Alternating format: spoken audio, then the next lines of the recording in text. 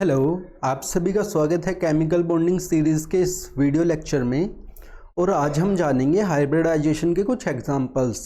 जैसा कि हमें पता है कि हाइब्रिडाइजेशन बहुत ही इंपॉर्टेंट रोल प्ले करता है ऑर्गेनिक केमिस्ट्री में भी। तो ऑर्गेनिक केमिस्ट्री से रिलेटेड आज हम कुछ एग्जांपल्स डिस्कस करेंगे हाइब्रिडाइजेशन के। तो स्टार्ट करते हैं लेक्चर।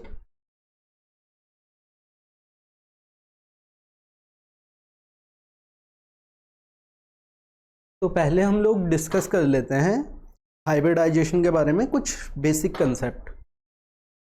हम हाइब्रिड स्टेट्स के बारे में बात करेंगे कार्बन की, क्योंकि हम ऑर्गेनिक केमिस्ट्री के साथ में डील करने वाले हैं।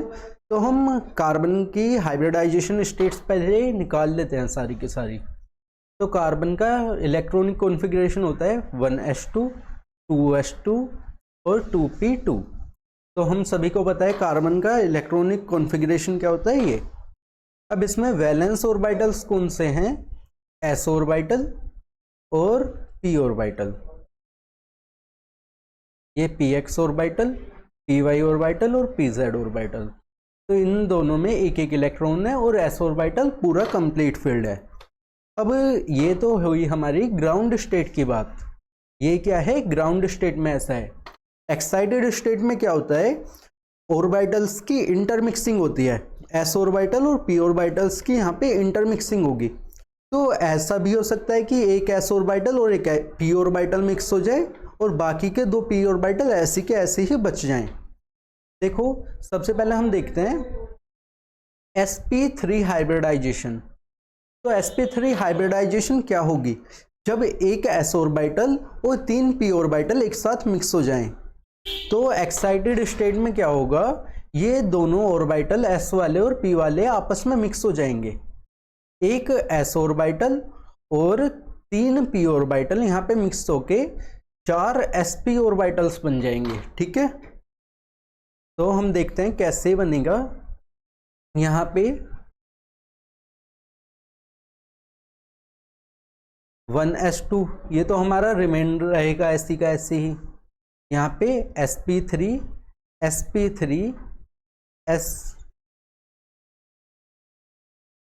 sp3 sp3। तो एक s और तीन p ऑर्बिटल्स ने मिलके 4 sp3 ऑर्बिटल्स का फॉर्मेशन कर लिया। अब इन 4 sp3 ऑर्बिटल्स की एनर्जी कैसी होगी? एकदम सेम एनर्जी होगी। ये चारों क्या होंगे? सेम एनर्जी पे होंगे। 4 इलेक्ट्रॉन्स इनमें फिल करने हैं तो चारों ऑर्बिटल्स को एक एक इलेक्ट्रॉन मिल गया। तो ये हुई हमारी sp3 हाइब्रिडाइजेशन। अब हमने पिछले लेक्चर में देखा था कि sp3 हाइब्रिडाइजेशन में इनका देखो, ये sp हाइब्रिड ऑर्बिटल जो बना उसकी शेप कैसी होती है? इस टाइप की डम्बल्ड शेप। एक इसमें छोटा लोब होता है और एक बड़ा लोब होता है। ठीक है, तो अब हमने पिछले लेक्चर में देखा था कि जहां पे भी sp3 हाइब्रिडाइजेशन हो वहां पे ये जो हाइब्रिड ऑर्बिटल होते हैं, 4 हाइब्रिड ऑर्बिटल, वो एक दूसरे से किस तरह से अरेंज होते हैं कि मैक्सिमम डिस्टेंस पर रहें और मिनिमम रिपल्सन हो। तो ये टेट्राहेड्रल एंगल पे, टेट्राहेड्रल ज्योमेट्री में एक दूसरे के साथ में अरेंज होते हैं। तो यहाँ पे कार्बन और इसके चारों तरफ देखो, पहला मैं यहाँ पे छोटे वाला लोब शो नहीं कर रहा, ठीक है।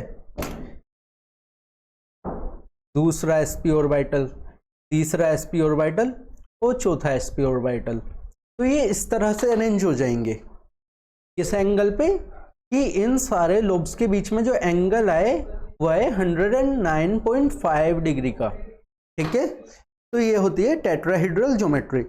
अब यहाँ पे चारों डायरेक्शन से, क्योंकि इन चारों लोब्स के पास एक एक इलेक्ट्रॉन है, ठीक है, यहाँ पे 4 sp ऑर्बिटल्स जो हैं उनके पास, चारों के पास एक एक अनपेयर्ड इलेक्ट्रॉन है। तो अब हमारा हाइड्रोजन के पास भी एक अनपेयर्ड इलेक्ट्रॉन होता है। तो 4 हाइड्रोजन ऑर्बिटल्स इन्हें अप्रोच करेंगे और ओवरलैपिंग करेंगे। देखो कैसे, यहाँ पे हाइड्रोजन ऑर्बिटल अप्रोच किया, हाइड्रोजन का s ऑर्बिटल होता है, स्फेरिकल होता है ना, तो इस तरह से बॉन्डिंग का फॉर्मेशन कर लिया। यहाँ पे इस तरह से बॉन्डिंग का फॉर्मेशन हो गया, किसके जरिए, एस ऑर्बिटल्स जो थे हाइड्रोजन के, उनके जरिए। तो यहाँ पे इसने 4 बॉन्ड्स का फॉर्मेशन किया, हाइड्रोजन, हाइड्रोजन और हाइड्रोजन। तो इसने 4 बॉन्ड्स का फॉर्मेशन किया और चारों बॉन्ड्स के बीच का एंगल कितना होगा, 109.5 डिग्री। ठीक है, अब इसे हम एक बार 3D में ऑब्जर्व कर लेते हैं, इसका स्ट्रक्चर कैसा आता है। तो इसका स्ट्रक्चर हम पहले भी देख चुके हैं।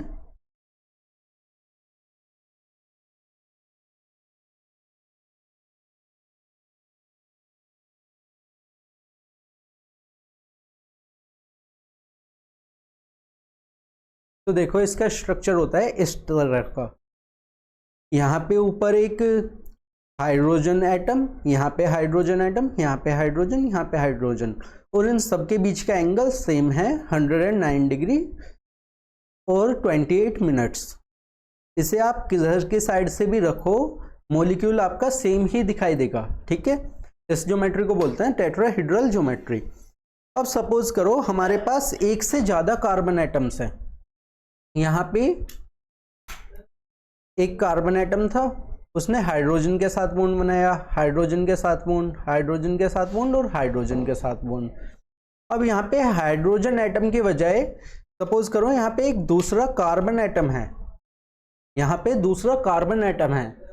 तो ये जो कार्बन एटम है ये भी 4 बॉन्ड्स का फॉर्मेशन करेगा, है ना। तो मान लो इसने 4 बॉन्ड्स बनाए हाइड्रोजन के साथ में, एक हाइड्रोजन, 2 हाइड्रोजन, तीसरा हाइड्रोजन, और देखो चौथा बॉन्ड जो फॉर्म हुआ है इस कार्बन से इस कार्बन पे, यानी कि ये वाला बॉन्ड हो गया इनमें कॉमन। ठीक है, अब सपोज करो यहाँ पे एक हाइड्रोजन के बजाय यहाँ पे भी क्या है, हमारे पास कार्बन है, यहाँ पे भी कार्बन है। तो यहाँ पे भी 2 बॉन्ड बन जाएंगे हाइड्रोजन के साथ, और एक बॉन्ड ये और कार्बन के साथ भी बना सकता है। एक बॉन्ड यहाँ पे इन्होंने शेयर किया, तो कार्बन की वैलेंस भी पूरी हो गई और बॉन्ड्स का फॉर्मेशन भी ये कर सकता है। यहाँ पे दोबारा से ये इसी तरह से बॉन्ड बना सकता है, हाइड्रोजन हाइड्रोजन। ठीक है, तो अब हम इसे एक बार ऑब्जर्व करके देखते हैं कि ये दिखाई कैसा देगा हमें। तो ये हो जाएगा कुछ इस तरह से।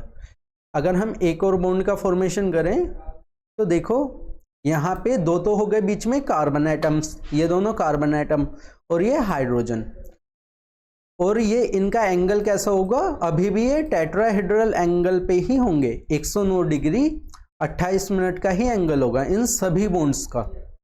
चाहे इन बॉन्ड्स का देखो, इन वाले बॉन्ड्स का देखो, सबका एंगल 109.5 डिग्री। ठीक है, एक और कार्बन एटम अटैच हो सकता है ऐसे ही, तो भी इनका एंगल कितना रहेगा, तो भी इनका एंगल सेम ही रहेगा हमेशा, 109.5 डिग्री का ही एंगल रहेगा सभी बॉन्ड्स के बीच। तो इसे बोलते हैं टेट्राहेड्रल ज्योमेट्री। हर कार्बन की यहाँ पे टेट्राहेड्रल ज्योमेट्री है। ठीक है, तो अब इसका एक एग्जाम्पल देखते हैं जो कि बहुत फेमस एग्जाम्पल है, विच इज डायमंड। तो डायमंड जो है हीरा, वो एक बहुत ही फेमस एग्जाम्पल है sp3 हाइब्रिडाइजेशन का। sp3 हाइब्रिडाइजेशन जो होती है उसमें कार्बन अपनी मोस्ट स्टेबल स्टेट में होता है। देखो इनके बीच में रिपल्सन जो है वो मिनिमम है ना, और सभी बॉन्ड्स का एंगल क्या है, सेम है, रिपल्सन मिनिमम है। तो ये कैसा होगा, अपनी मोस्ट स्टेबल स्टेट में होगा। अब हम इसका एक एग्जाम्पल देखते हैं जो कि है, यहाँ पे हम इसे वापस से बना देते हैं। डायमंड का एग्जाम्पल हम देखेंगे।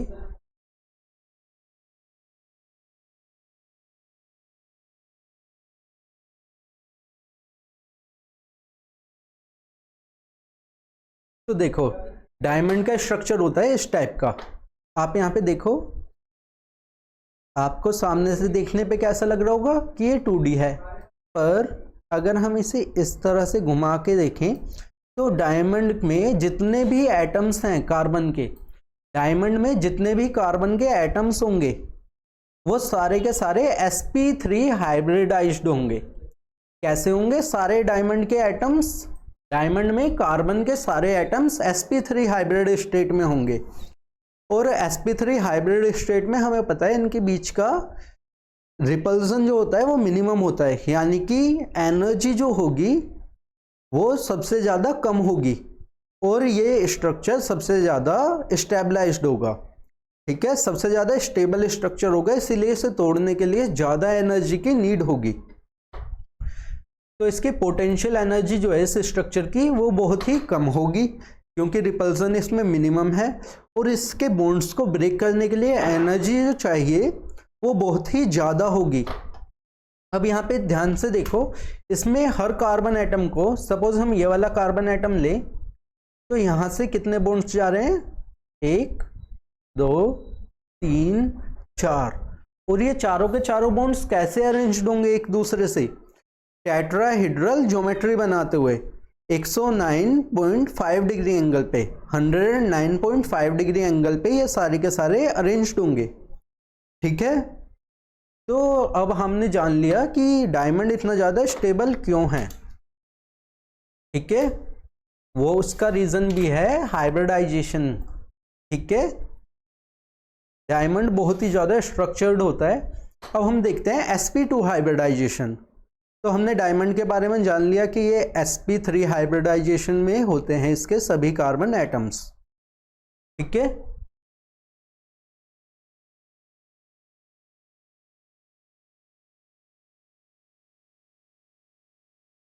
अब हम जानते हैं sp2 हाइब्रिडाइजेशन क्या होता है।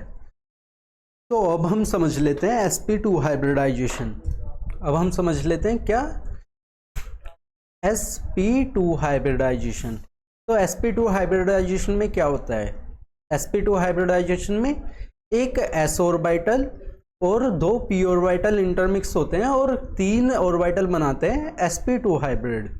ठीक है, तो हम देखते हैं कैसे। अब देखो, s ऑर्बिटल जो मिक्स होगा वो तो यही वाला है हमारे पास। ठीक है, p ऑर्बिटल में हम इन तीनों में से कौन से ऑर्बिटल उठा के मिक्स करें? देखो, s ऑर्बिटल तो यही वाला मिक्स होना है, 2s ऑर्बिटल। अब p ऑर्बिटल में हमारे पास 3 ऑर्बिटल्स हैं, px, py और pz। तो इनमें से कौन सा ऑर्बिटल हमें लेके मिक्स करना चाहिए 2s ऑर्बिटल के साथ? तो देखो, सबसे बढ़िया ऑर्डर इसका होता है कि सबसे पहले हम प्रायोरिटी देते हैं मिक्सिंग के लिए जो ऑर्बिटल वैकेंट है, जिसमें कोई इलेक्ट्रॉन नहीं है, यानी कि pz वाला ऑर्बिटल मिक्स होगा। फिर उसके बाद में प्रायोरिटी देते हैं जिसमें अनपेयर्ड इलेक्ट्रॉन हो।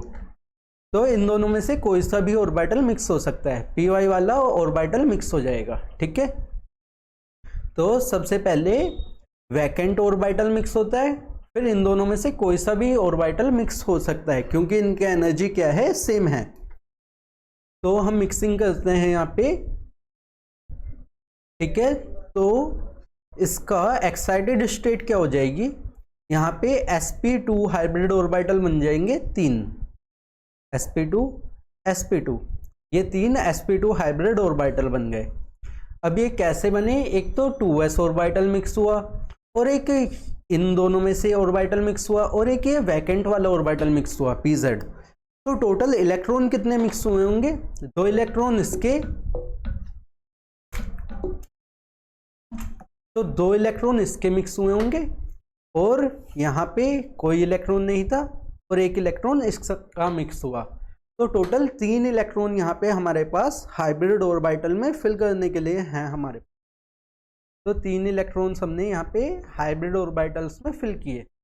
अब चौथा जो ऑर्बिटल हमारा बच गया, py ऑर्बिटल, py ऑर्बिटल हमारा बच गया, तो हम एज इट इज लिख लेंगे। ठीक है, तो ये होगी इसकी एक्साइटेड स्टेट। ये क्या हुई? इसकी एक्साइटेड स्टेट। ठीक है, हम इसका स्ट्रक्चर बना के देख लेते हैं अब जल्दी से। यहाँ पे हमारे पास है एक कार्बन एटम। अब ये तीनों ऑर्बिटल हमने पिछले लेक्चर में भी देखा था, अरेंज होते हैं एक दूसरे से 120 डिग्री के एंगल पे और एक फ्लैट सरफेस में। ठीक है, तो ये sp हाइब्रिड ऑर्बिटल किस तरह से अरेंज होंगे? इस तरह से, और इन तीनों हाइब्रिड ऑर्बिटल्स में एक एक अनपेयर्ड इलेक्ट्रॉन। अब हाइड्रोजन एटम जो है उसके पास क्या है, अनपेयर्ड इलेक्ट्रॉन उसके s ऑर्बिटल में। तो वो s ऑर्बिटल जब यहाँ पे अप्रोच करेंगे तो इस तरह से बॉन्ड का फॉर्मेशन होगा। यह है हाइड्रोजन के s ऑर्बिटल। यहाँ पे 3 हाइड्रोजन के ऑर्बिटल्स आए और उन्होंने बॉन्ड का फॉर्मेशन कर लिया। तो यहाँ पे हमारा जो ये बना मॉलिक्यूल वो कैसा बना, ट्रायगोनल प्लेनर। Trigonal planar. अब आपके दिमाग में आ रहा होगा कि ये पी वाई ऑर्बिटल जो बच गया इसका क्या होगा, पी वाई ऑर्बिटल कहाँ जाएगा। तो ये तीनों क्या है, एक प्लेन में है बॉन्ड्स, ठीक है। एक ट्रायंगल फॉर्म कर रहे हैं एक प्लेन में। अब उस प्लेन के अबव एंड बिलो होगा ये वाले पी वाई ऑर्बिटल। तो पी वाई ऑर्बिटल कहाँ पे होंगे, above and below the plane. क्या होगा हमारा पी वाई ऑर्बिटल। यहाँ पे भी हम कैसे दिखाएंगे पी वाई ऑर्बिटल को, क्या हुआ हमारा पी वाई ऑर्बिटल शेड्स के साथ में दिखा सकते, ठीक है। अब हम देखते हैं इससे मॉलिक्यूल्स का फॉर्मेशन करके कि मॉलिक्यूल्स का फॉर्मेशन कैसे हो। हमारे पास सपोज कार्बन एटम है यहाँ पे, तो वो कार्बन एटम कैसे बॉन्ड बनाएगा, 3 बॉन्ड।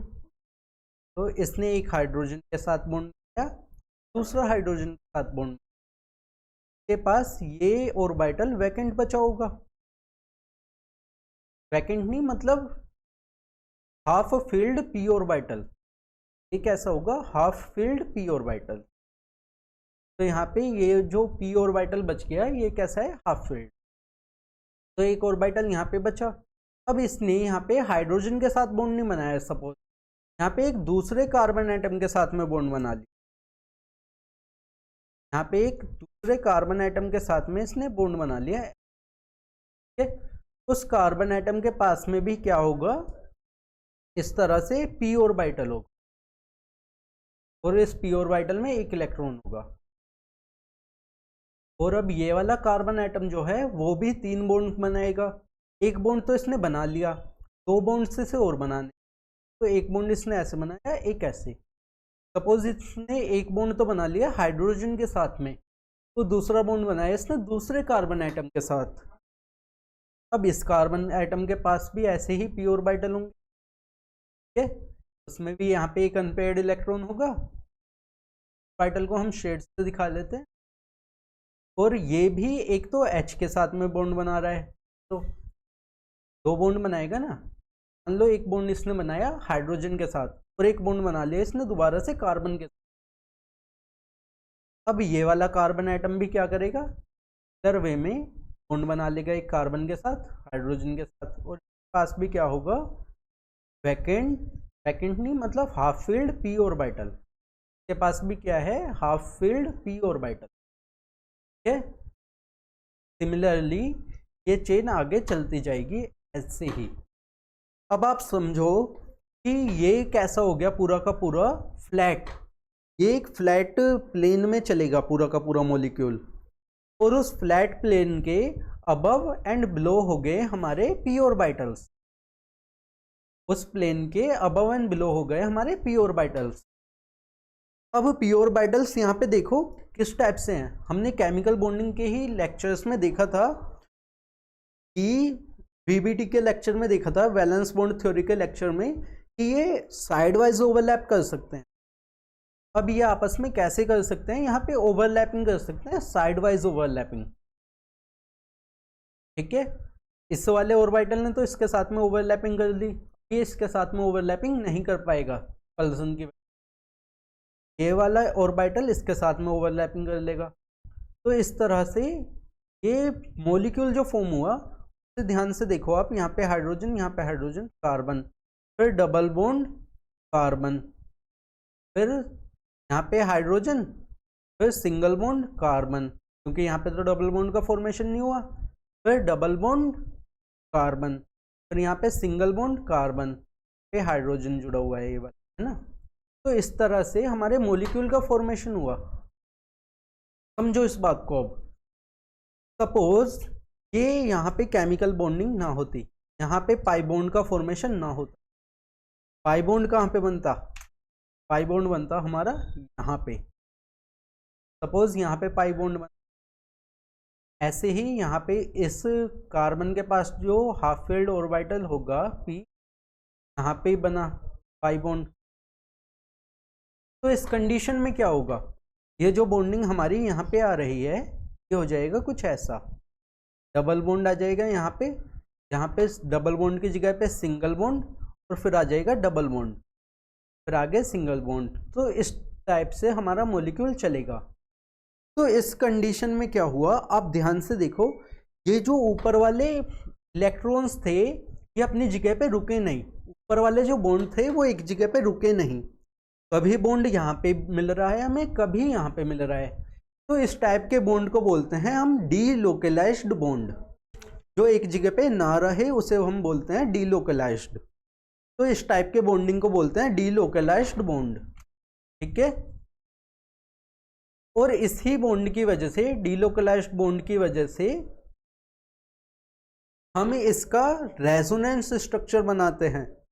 इसके एक से ज़्यादा स्ट्रक्चर पॉसिबल होते हैं, जहाँ पे भी आपको ऐसा स्ट्रक्चर देखने को मिले कि कार्बन एटम है, उसके बाद में सिंगल बॉन्ड है, फिर कार्बन एटम है, फिर डबल बॉन्ड है, कार्बन एटम, फिर सिंगल बॉन्ड, कार्बन एटम, फिर डबल बॉन्ड, कार्बन एटम।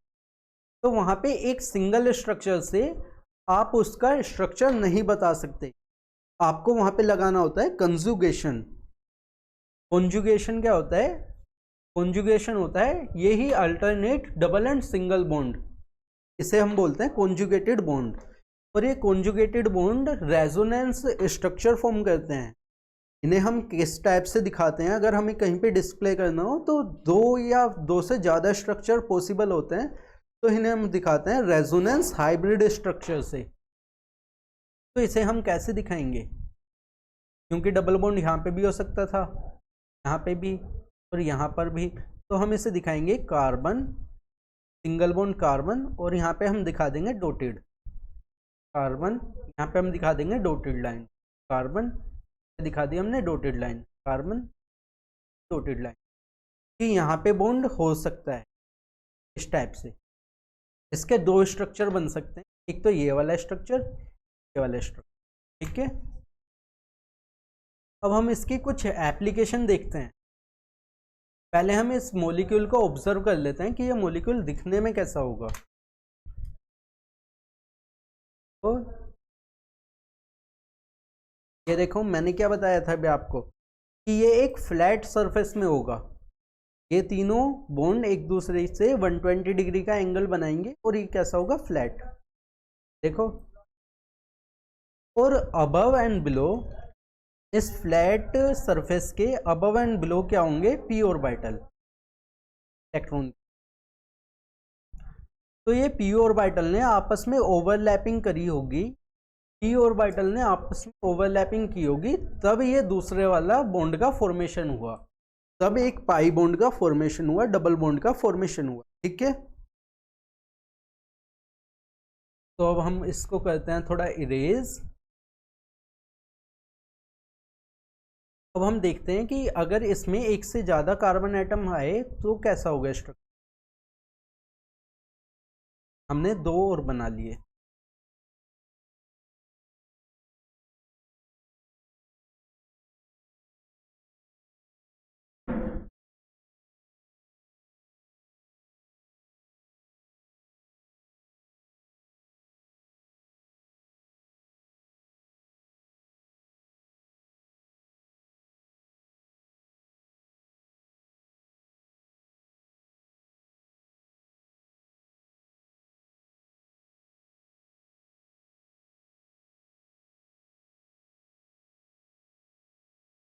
देखो। तो ये मॉलिक्यूल कैसा बनेगा, यहाँ पे मैंने लिए 4 कार्बन एटम्स, यहाँ पे क्या लिए हैं हमने, 4 कार्बन एटम।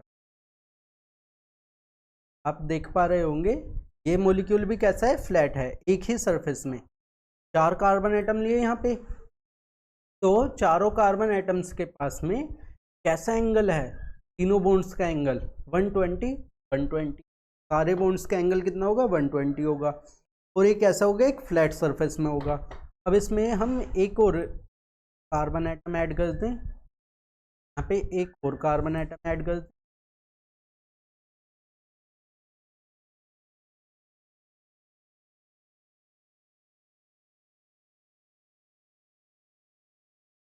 तो देखो ये अभी भी कैसा होगा, एक फ्लैट सरफेस में होगा। एप्लीकेशन में शायद कुछ प्रॉब्लम है, ये अभी भी लगभग एक फ्लैट सरफेस में ही होगा।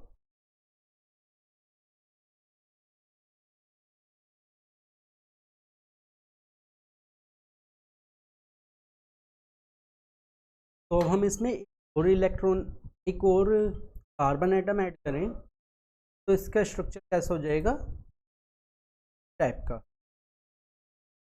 भी हमने एक और कार्बन ऐड किया, इसे अब इसका स्ट्रक्चर देखो कैसा हो जाएगा, इस टाइप का फ्लैट सरफेस में है। ठीक है, अब हम क्या काम करते हैं, इसमें अल्टरनेटिवली डालते हैं। यहाँ पे एक और कार्बन एटम डाला, कार्बन एटम डाला, का स्ट्रक्चर अगर हम तो ये भी कैसा होगा, एक प्लेन में।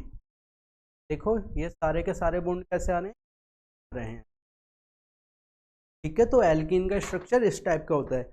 अब इसकी एक हम एप्लीकेशन देखते हैं, बहुत ही इंपॉर्टेंट एप्लीकेशन क्या है इसकी। हमने अभी sp3 हाइब्रिडाइजेशन में देखा था ग्रेफाइट का एग्जांपल, वो डायमंड का एग्जांपल। तो इस लेक्चर इसमें हम देखते हैं ग्रेफाइट का एग्जांपल। देखो हमने पिछले वाले sp3 हाइब्रिडाइजेशन में एक एग्जांपल लिया था डायमंड का, तो हम इसमें एग्जांपल लेते हैं ग्रेफाइट का। तो हम पहले करते हैं थोड़ा इरेज, तो हम करते हैं इरेज।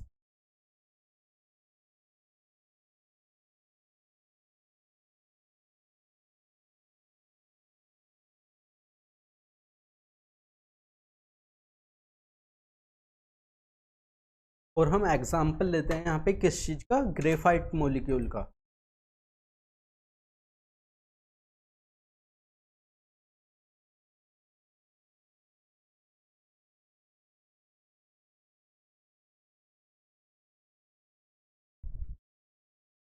देखो ग्रेफाइट का स्ट्रक्चर कैसा होता है, टाइप का, ध्यान से देखो। तो ग्रेफाइट में लेयर्स होती हैं, बहुत ग्रेफाइट में क्या होती हैं, लेयर्स।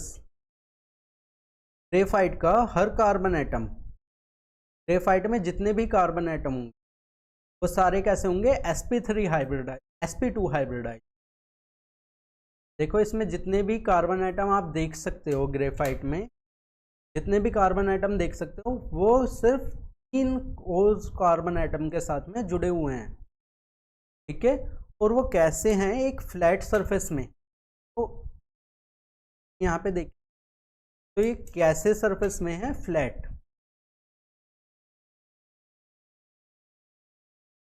अब यहाँ पे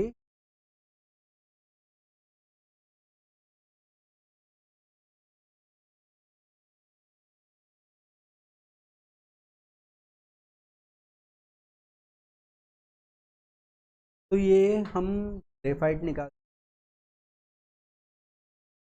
तो ग्रेफाइट में अगर आप देखोगे तो हर कार्बन एटम क्या होता है, sp2 हाइब्रिड, यानी कि उसमें जितने भी कार्बन एटम्स हैं वो फ्लैट सरफेस में रहेंगे। ठीक है,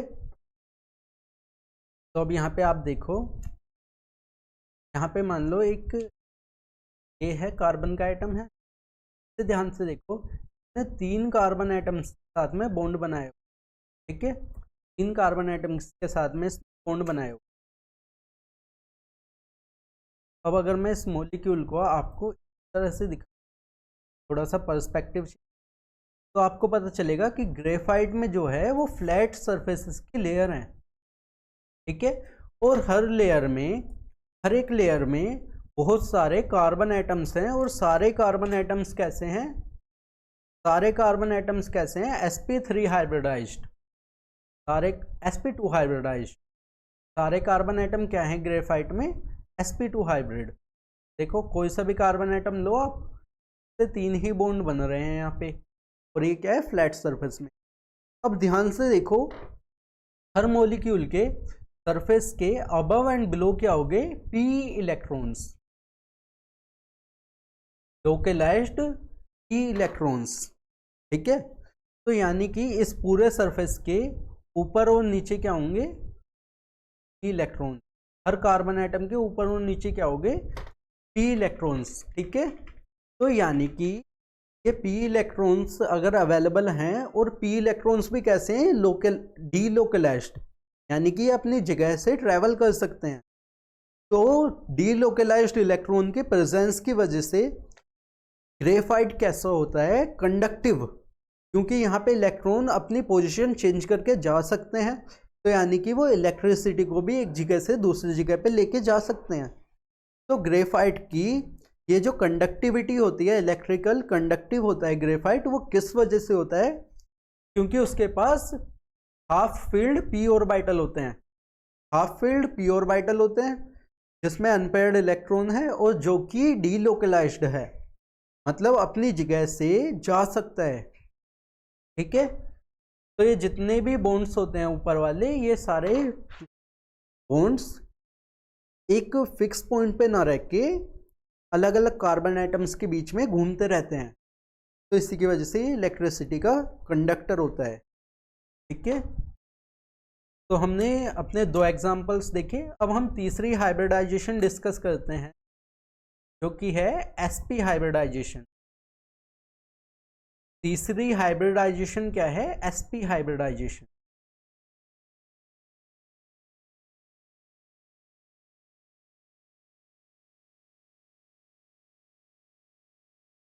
sp हाइब्रिडाइजेशन, तो sp हाइब्रिडाइजेशन में क्या होगा, एक s और एक p ऑर्बिटल इंटरमिक्सिंग करेगा। तो s ऑर्बिटल कौन सा होगा, ये वाला।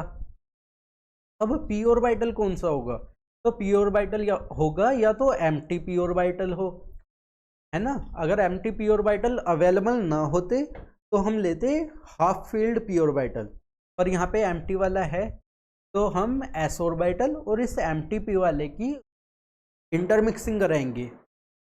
तो इसका एक्साइटेड स्टेट कैसी हो जाएगी, यहाँ पे 2 sp ऑर्बिटल्स हमें मिलेंगे। यहाँ पे क्या मिले हमें, 2 sp ऑर्बिटल्स, और इन दोनों sp ऑर्बिटल्स में एक एक इलेक्ट्रॉन हम फिल कर देंगे। ठीक है, और यहाँ पे जो ऑर्बिटल बच गए, px और p ऑर्बिटल बच गए, px और py ऑर्बिटल बच गए, और उनके अंदर क्या है, एक एक इलेक्ट्रॉन। ठीक है, तो अब आप देखो इसमें बॉन्डिंग कैसी होगी। तो हमने पिछले लेक्चर में देख लिया था कि हाइब्रिड ऑर्बिटल्स कैसे अरेंज करेंगे एक दूसरे को 180 डिग्री के एंगल पे, जिससे उनके बीच में रिपल्जन क्या हो, मिनिमम हो। तो इन्होंने एक लीनियर स्ट्रक्चर फॉर्म किया, यहाँ पे एक एक ऑर्बिटल था दोनों हाइब्रिड ऑर्बिटल्स के पास, तो इन्होंने हाइड्रोजन के साथ में क्या कर लिया, बॉन्ड का फॉर्मेशन। ठीक है, अब यहाँ पे 2 ऑर्बिटल बच गए, कौन से, px और py ऑर्बिटल। तो ये हो गया हमारा py ऑर्बिटल, ऐसे दिखा लेते हैं py ऑर्बिटल, और ये हम ऐसे दिखा देते हैं px ऑर्बिटल। तो px और py ऑर्बिटल हमारे बच गए, में भी क्या है, एक इलेक्ट्रॉन, और px ऑर्बिटल में भी क्या है, एक इलेक्ट्रॉन। ठीक है, तो px और py ऑर्बिटल बच गए, और इसका स्ट्रक्चर कैसा है, लीनियर। तो अब ध्यान से देखो, यहाँ पे 2 कार्बन एटम थे हमारे पास, यहाँ पे एक कार्बन एटम है, तो इसने एक तो बॉन्ड बना लिया इधर हाइड्रोजन के साथ।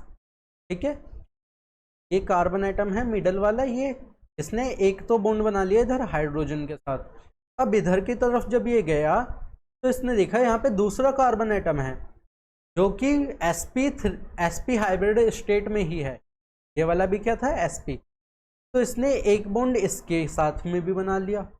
देखो यहाँ पे इसके पास ये 2 ऑर्बिटल बच रहे हैं। तो यहाँ पे एक कार्बन एटम और था जो था sp हाइब्रिड स्टेट।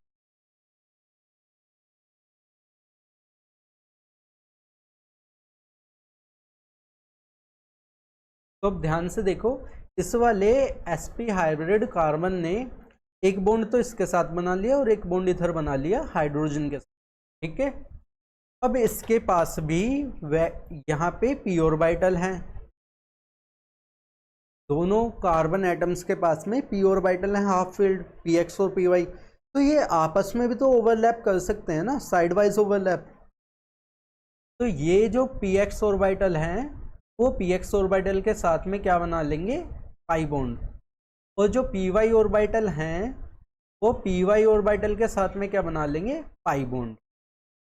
तो इस तरह से हमारा पाई बॉन्ड का फॉर्मेशन, दो पाई बॉन्ड्स बनाए यहाँ पे इन्होंने।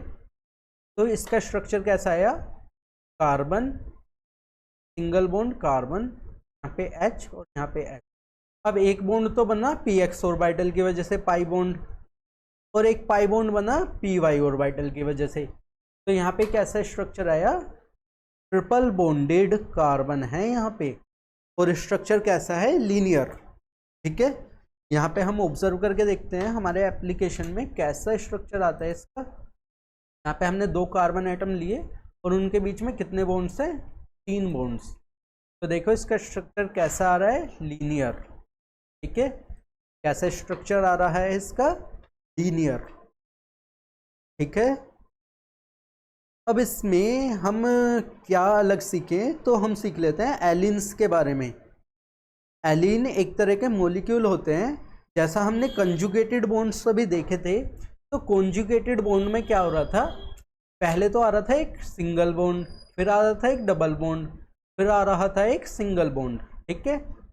तो इस टाइप से होता है कॉन्जुगेशन। तो कॉन्जुगेशन के अलावा एक और तरह के कंपाउंड्स भी हो सकते हैं।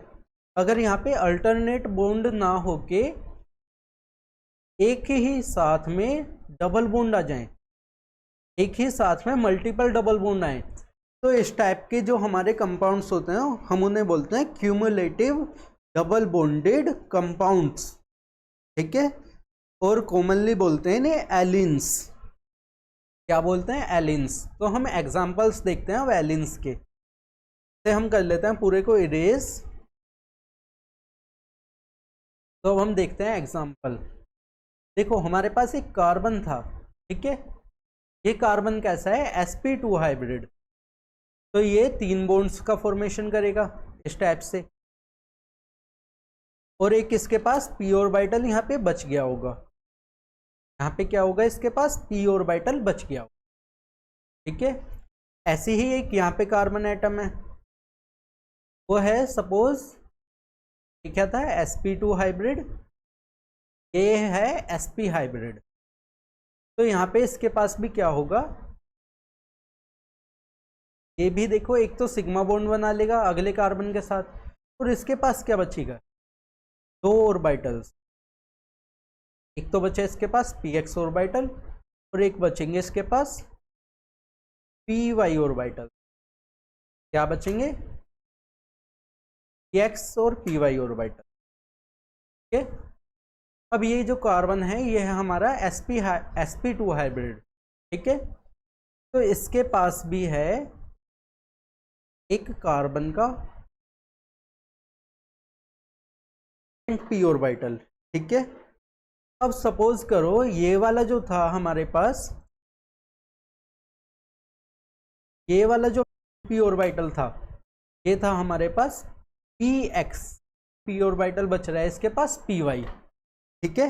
और बीच में जो कार्बन एटम है वो है हमारा sp हाइब्रिडाइज्ड, इसके पास px ऑर्बिटल भी बचा हुआ है और py ऑर्बिटल भी बचा हुआ है। तो ध्यान से देखो, ये जो ओवरलैप कर सकता है px ऑर्बिटल px ऑर्बिटल के साथ में ओवरलैप कर लेगा साइड वाइज, है ना।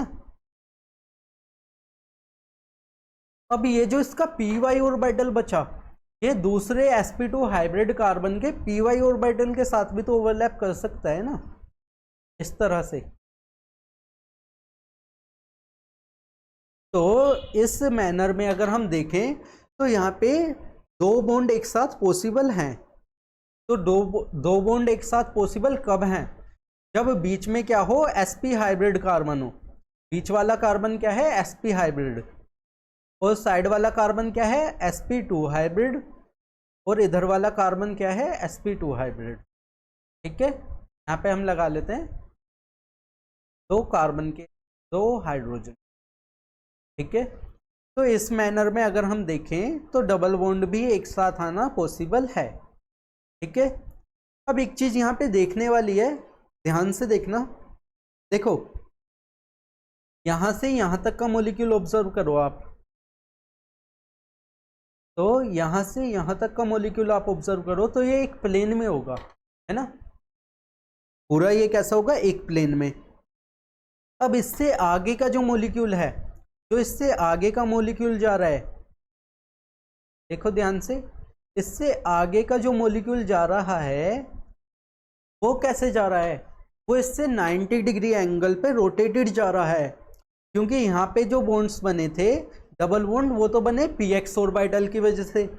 आगे जो बॉन्ड बन रहा है डबल बॉन्ड, वो बन रहा है py ऑर्बिटल की वजह से। यानी कि ये कैसा होगा, एक दूसरे से 90 डिग्री एंगल पे, ये कैसा होगा, एक दूसरे से 90 डिग्री एंगल पे। तो अब ये वाले जो हाइड्रोजन एटम है ना, ये जब आगे का पार्ट 90 डिग्री एंगल पे चला गया हमारा, तो ये सेम प्लेन में नहीं रहेंगे। अब ये कैसे हो जाएंगे, एक हाइड्रोजन तो चला जाएगा अबव द प्लेन, और एक आ जाएगा डाउन द प्लेन। से हम दिखा लेते हैं इस टाइप से। तो ये वाले हाइड्रोजन एटम जो हैं वो प्लेन में है, हमारे पेपर के प्लेन में है, स्क्रीन के प्लेन में। और ये वाले हाइड्रोजन एटम क्या है, स्क्रीन के अंदर की तरफ है, और ये वाला हाइड्रोजन स्क्रीन के बाहर की तरफ। ठीक है, तो इस टाइप से हम देख लिया हमने एलीन्स। ठीक है, LLENE, एलीन्स का स्ट्रक्चर कैसा होता है, ऐसा। अब मैंने बोला कि ये एक दूसरे से 90 डिग्री में होंगे, ये एक सेम प्लेन में नहीं होंगे। इसे हम देख लेते हैं ऑब्जर्व करके कि क्या ये सच में ऐसा है या नहीं है।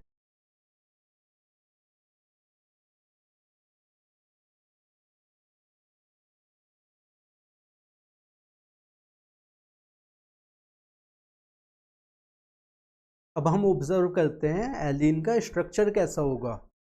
तो हमने यहाँ पे कार्बन एटम जो कि है sp3 हाइब्रिड, यहाँ पे बनाया हमने एक और बॉन्ड, बना दिया हमने डबल बॉन्ड। तो ये कैसा हो गया, एल्किन।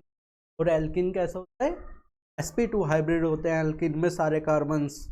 और देखो यहाँ पे 120 डिग्री का एंगल